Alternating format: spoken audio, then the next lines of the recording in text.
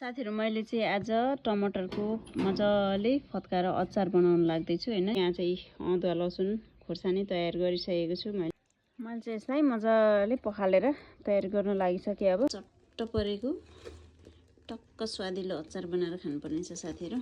अब यो लगाएँ।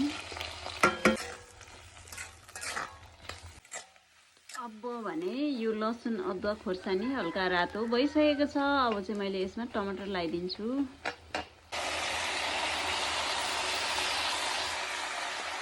पुरै पानी सुकेर एकदमै सुक्खा हुनुपर्छ के अचारको लागि, अनि चट्ट स्वादिलो हुन्छ। अझै यो पुरै यसको पुरै यो जति पनि यो टमाटरमा पानी जस्तो रहन्छ यसमा चाहिँ यो चाहिँ पुरै सुक्खा बनाउनु पर्छ। अनि त्यसपछि बल्ल अचारको एकदमै असली स्वाद भने त्यो बेला आउँछ है। त्यो भएपछि अलिकति मजाले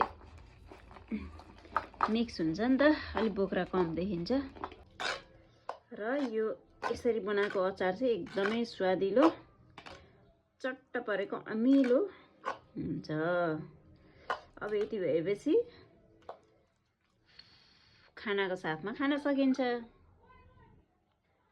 ल साथीहरु, अचार चाहिँ एकदमै पुरै तयारी भइसक्यो है। अब हेर्न सक्नुहुन्छ है,